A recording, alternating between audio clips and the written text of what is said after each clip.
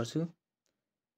फेङ्गोने छ भनेको अस्पतालमा छबाङ फातुन भनेको सिफारिस पाएको, याकुन भनेको औषधि, याकुगे छ भनेको औषधि पसलमा, साया हाम्निदा भनेको किन्न सकिन्छ भनेको छ। अस्पतालमा सिफारिस पाएको औषधि चाहिँ याकुगमा किन्न सकिन्छ। फेङ्गोने छ छबाङ फातुन याकुगे छ साया हाम्निदा भनेको छ अस्पतालबाट सिफारिस पाएको अथवा पर्ची पाएको औषधि चाहिँ याकुगमा किन्न सकिन्छ भनेको छ। छबाङ जनुन भनेको छ छबाङ जनुन भनेको पर्ची चाहिँ अथवा पर्चीलाई खाजिगो भनेको लिएर याकुगे भनेको औषधि पसलमा खामेन भनेको गयो भने, यक्सागा भनेको फार्मेसिस्ट अथवा औषधि पसलले, छबाङ जनुन भनेको सिफारिसमा, छक्खिन भनेको लेखिएको, यागुल छोजे छुगो भनेको छ औषधिलाई तयारी गरिदिने, छोजे छुगो भनेको तयारी गरिदिने भन्छ कि तयारी गरिदिने, फोग्योङ भनेको सेवन गर्ने, फाङबबुल भनेको तरिकालाई, आल्या छुम्निदा भनेको जानकारी गराइदिन्छ भनेको छ।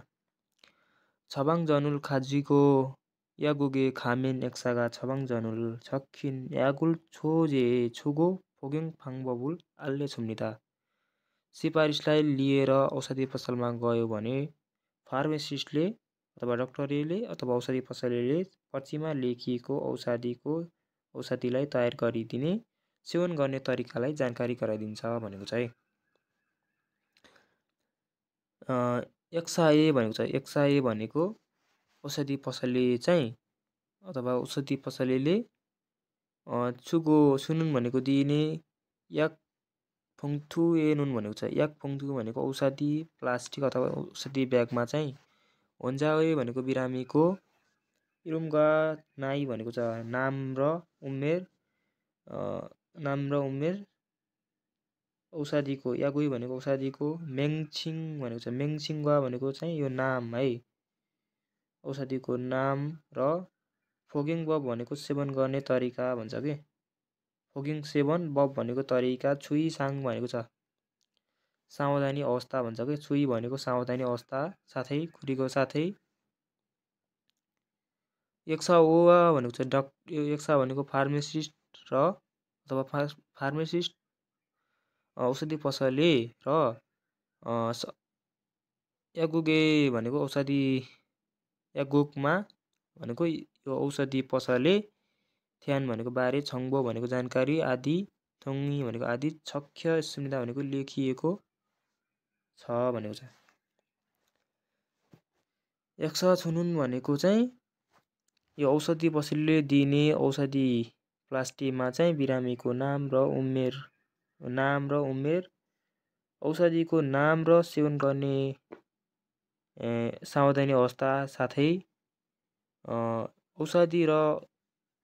औषधि पसल बारेमा जानकारी आदि लेखिएको छ भनेको छ है यो प्लास्टिक ब्यागमा है।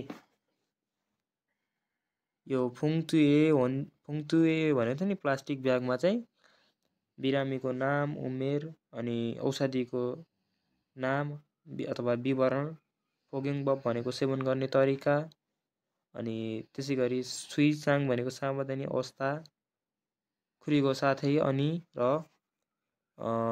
यक्सा भनेको यो फार्मेसिस्टसँगै यो औषधि पसले यागुगको बारेमा, थ्यान बारेमा जानकारी आदि लेखिएको हुन्छ भनेको छ है। खानदान भनेको छ खानदान भनेको साधारण, खानदान भनेको साधारण, उयाकुङ भनेको औषधि चाहिँ, उइसावे भनेको डाक्टरको, छबान्जन भनेको सिफारिस सदो भनेको नभई पनि, यागुगे छ भनेको यागुगमा, सिक्जक भनेको प्रत्यक्ष स्वयं भन्छ कि प्रत्यक्ष खुइ भाल सुसिम्दा भनेको खरिद गर्न सकिन्छ भनेको छ।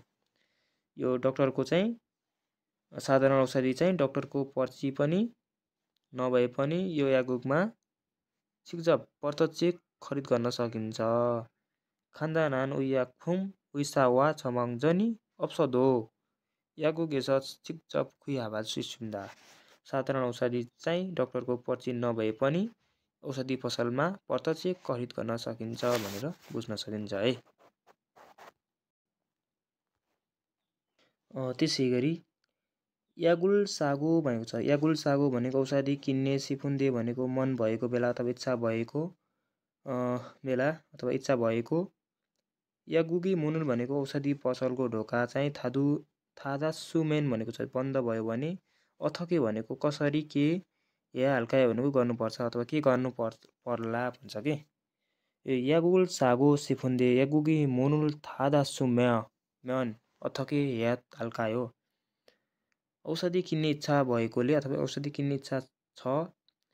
यागुको ढोका भनेको औषधि पसलको ढोका चाहिँ बन्द भयो भने।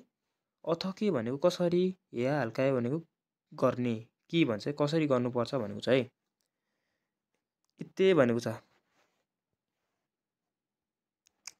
इत्ते नुन भनेको यो बेला चाहिँ युल छिकिम यागुक भनेको छ। यो युल छिकिम यागुक भनेको बिदामा भन्छ कि। युल भनेको बिदामा खुल्ला यागुक चाहिँ वेबसाइट चाहिँ भन्छ कि। साइथु भनेको वेबसाइट। यो बिदामा खुल्ने यो यागुक चाहिँ वेबसाइटबाट है छाजा फोमेन भनेको खोज्यो भने भन्छ कि। छाजा फोमेन भनेको खोज्यो भने थोमिदा हुन्छ भनेको छ। इते युल सिकिम इ यागुक साइथु रुल छाजा फोमेन थोमिदा भनेको छ। यो बेला चाहिँ बिदामा खुल्ने अथवा बिदामा खुल्ने वेबसाइट चाहिँ खोज्यो भने थोमिदा हुन्छ भनेको छ। अनि यता भनेको छ नुजुन फामे भनेको छ। नुजुन फामे भनेको अबेर रातिमा अथवा ढिलो रातिमा। मुनुल एनुन भनेको चाहिँ ढोका खुल्ने है। एल्दा भनेको खोल्नु, एल्दाको एनुन भनेको खोल्ने। यागुगी भनेको औषधि पसल वा। युल छिकिम भनेको चाहिँ युरी भनेको चाहिँ युरी भनेको चाहिँ बिदा ढोका सार्वजनिक। यागुक वा बिदा वा सप्तान्तमा पनि। मुनुल एनुन भनेको ढोका खुल्ने। यागुक सियक बेल्लो भनेको यो औषधिलाई अथवा यो औषधि पसल क्षेत्र अनुसार भनेको सियक बेल्लो भनेको क्षेत्र अनुसार। सिगन डे बेल्लो भनेको सिगन डे बेल्लो भनेको चाहिँ यो समय अनुसार है। सनसेपगे खम्से खाल्से सिम्दा भनेको सजिलै सर्च गर्न सकिन्छ भनेको छ। सजिलै खम्से खाता भनेको सर्च गर्नु अथवा खोजी गर्न सकिन्छ भनेको छ। नुजुन फामे मुनुल एनुन यागुक इना युल छिकिना युरिना सुमारिदो मुनुल एनुन यागुगे छियक बेल्लो सिगन्दे बेल्लो सुनसिमके खम्से खाल्से सुम्निदा भनेको ढिलो अबेर रातिमा चाहिँ ढोका खुल्ने। यागुक वा युरिना भनेको चाहिँ सार्वजनिक बिदा भन्छ कि। यो युरिना सार्वजनिक बिदा सप्तान्तमा पनि ढोका खुल्ने। औषधि पसललाई क्षेत्र अनुसार समय अनुसार चाहिँ सजिलै सर्च गर्न सकिन्छ खोजी गर्न सकिन्छ भनेर बुझ्न सकिन्छ है।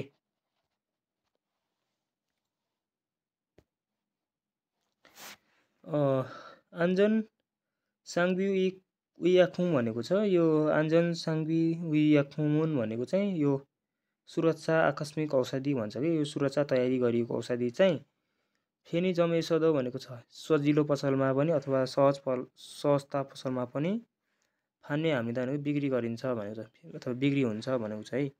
आन्जन साङ्बी उयाखुमुन फेनि जमेसदो फान्ने हामीदा सुरक्षा औषधि चाहिँ सुरक्षा आकस्मिक औषधि चाहिँ फेनिजममा पनि बिक्री गरिन्छ अथवा बिक्री गरिन्छ भनेको चाहिँ।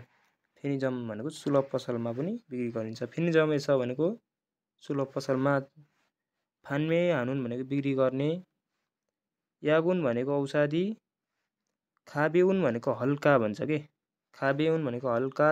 छुङसाङे भनेको लक्षण हल्का लक्षणमा। साङ हाल्सु इत्नुन भनेको यो हल्का लक्षणमा प्रयोग गरिने। याकुल भनेको औषधिको रूपमा। उइसाउई भनेको डाक्टरको। छबाङजन भनेको पर्ची सिफारिस। अप्सी भनेको नभए पनि अथवा अप्सी भनेको नभए पनि साल्सी सुम्दा भनेको खरिद गर्न सकिन्छ भनेर बुझ्न सकिन्छ। फेनि जमेस फान्मे हानुन यागुन खाबेउन छुङसाए साङ हाल्सु इस्नुन यागुरो उइसाउई छमाङजनी अप्सी साल्सी सुम्दा भनेको छ। फेनिजममा चाहिँ बिक्री गर्ने औषधि चाहिँ हल्का लक्षणमा प्रयोग गरिने औषधिको रूपमा डाक्टरको पछि अथवा सिफारिस नभए पनि किन्न सकिन्छ भनेर बुझ्न सकिन्छ है। फेनिजमेस भनेको फेनिजममा चाहिँ साल्सुइटनुन भनेको किन्न सकिने, यागुन भनेको औषधि, आरे वा खाथुन भनेको तल जस्तै छ भनेको छ, यहाँ तल पढ्नेछौँ है।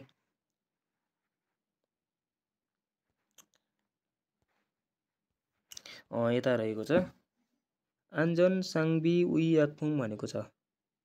यो चाहिँ सुरक्षा आकस्मिक औषधि चाहिँ हेलजे भनेको छ। हेलजे भनेको यो हेलजे भनेको ज्वरो कम गर्ने औषधि भन्छ कि। हेलजे भनेको ज्वरो कम गर्ने औषधि। एरी नाल्ते भनेको छ। एरी नाल्ते भनेको ज्वरो आएको बेला मक्टुन भनेको खाने याक भनेको औषधि हो अरे। यो ज्वरो आएको बेला खाने औषधि हो भन्छ है। अनि त्यसै गरी छिन्थोङ्जे भनेको छ। छिन्थोङ्जे भनेको दुखाइ कम गर्ने औषधि भन्छ कि यसलाई। दुखाइ कम गर्ने औषधि है। मरिना भनेको टाउको वा, इथुङ भनेको दाँतलाई आदि, थुङजुङ भनेको छ दुखेको बेला, इत्नुन भनेको बेला चाहिँ, मग्नुन याक भनेको औषधि हो अरे। सिन्थोङ्जे भनेको दुखाइ कम गर्ने औषधि। मरिना इ थुङे थुङजुङी सुल्ते मग्नुन याक भनेको चाहिँ टाउको दाँत आदि, यो थुङजुङ भनेको दुखेको बेला चाहिँ खाने औषधि हो भनेर बुझ्न सकिन्छ है। अनि खम्गियाक भनेको छ। खम्गियाक भनेको रुगाखोकीको औषधि है। खम्गिए खल्ले सुल्ते भनेको छ। खाम्गी भनेको रुगामा है। खाम्गिए खल्ले सुल्ते भनेको रुगा लागेको बेला, मक्नुन याक भनेको खाने औषधि हो भनेको छ। रुगा लागेको बेला खाने औषधि हो भनेर बुझ्न सकिन्छ है। स्वाजे भनेको छ। स्वाजे भनेको चाहिँ पाचक औषधि है। स्वाजेका आन्दोइगना भनेको छ।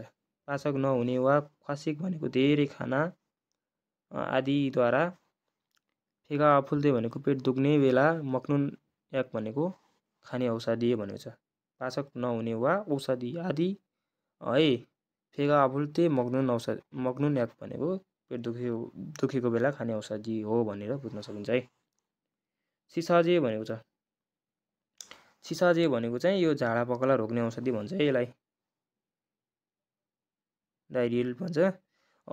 झाडा पखाला रोक्ने औषधि। सल्सारुल भनेको चाहिँ झाडा पखाला है अथवा पखाला, ममछुगे आगी उइए भनेको रोक्नको लागि, मक्नुन याक खाने औषधि हो भन्छ कि। यो झाडा पखाला रोक्नको लागि खाने औषधि भन्छ है। अनि फासु भनेको छ। फासु भनेको चाहिँ यो दुखाइ कम गर्ने स्टिकर भन्छ कि। खुन युगिना भनेको छ। खुन युगिना भनेको चाहिँ मांसपेशी वा ख्वान्जल भनेको जोर्नी, आफुल्ते भनेको दुखेको बेला, फुथिगना भनेको टाँस्ने वा फुरिनुन याक भनेको यो स्प्रे गर्ने औषधि हो भन्छ कि। यो मांसपेशी वा जोर्नी चाहिँ दुखेको बेला चाहिँ टाँस्ने औषधि, टाँस्ने वा अथवा स्प्रे गर्ने औषधि हो, फासु भन्छ कि यसलाई। फासु भनेको फाँसी भन्छ, यसलाई प्याज भन्छ है। बुझ्न सकिन्छ है। औषधिको बारेमा यो चाहिँ जान्नै पर्ने हुन्छ है। सुरक्षा आकस्मिक औषधि अथवा यो इमर्जेन्सी औषधि पनि भन्छ है। मेडिसिन है, यस सम्बन्धी पनि जान्नुपर्ने हुन्छ। आजको टपिक चाहिँ म यहीँ गर्छु। भिडियो कस्तो लाग्छ प्रतिक्रिया गर्दै गर्नुहोला। भिडियो चाहिँ साथीहरूले अन्तिमसम्म हेर्नुभयो भने प्लिज सब्सक्राइब गर्नु होला भन्न चाहन्छु।